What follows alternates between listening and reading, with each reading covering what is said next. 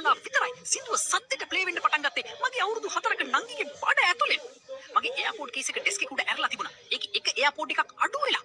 මම ඉක්මනටම සෝෆා එකේ තද නිින්දේ හිටපු ඇලිස් නංගි ළඟට දිව්වා. එයා මගේ එයාපෝඩ් එක ගිලලා. මට හිතා ගන්නවත් බැරුව හිටියේ ඒක එයාගේ බඩෙන් එළියට ගන්නේ කොහොමද කියලා. මම මගේ කන එයාගේ බඩට තියලා බැලුවා. මයිකල් ජැක්සන් බඩ ඇතුලේ ඉඳන් සින්දුවේ දෙවෙනි පදයෙන් පටන් අරන් සින්දුව කියනවා. මම ඉක්මනටම ෆෝන් එකෙන් සෆාරි ඇරලා ඉක්මනට ටයිප් කරලා සර්ච් කළා. ළමෙක් එයාපෝඩ් එකක් ගිලපුවාම මොකද කරන්නේ කියලා. ආපු හැම රිසල්ට් එකෙන්ම කිව්වේ එකම දෙයයි. කිසිම ප්‍රමාදයකින් තොරව හදිසි ප්‍රතිකාරාංශයකට ඉමර්ජන්සි රූම් එකට අරන් යන්න.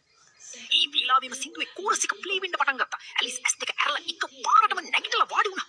එයා බඩට අත් දෙක තියාගෙන කට පුරා hina වෙලා මගේ බඩ ඇතුලේ සින්දු ප්ලේ වෙනවා කියලා කිව්වා. මම එයාව මගේ කුකුලෙන් තියාගෙන 911 කෝල් කළා. කෝල් එක සම්බන්ධ වෙනකම් මම එයාගේ පිට හත ගාව එයාව සංසුන් කරන්න. එයා පැත්තෙන් ආන්සර් කරපු ගමන් මම ඉක්මනට කිව්වා මගේ නංගි එයාපෝඩ් එක ගිලලා. ඒක දැන් එයාගේ බඩ ඇතුලේ. මම මොකද කරන්නේ? එයා මැරිද? එතකොට ඒ කාන්තාව කිව්වා ඇම්බියුලන්ස් එකක් එන ගමන් තියෙන්නේ. ළමයාව හොලවන්නේ නැතුව තියාගන්න.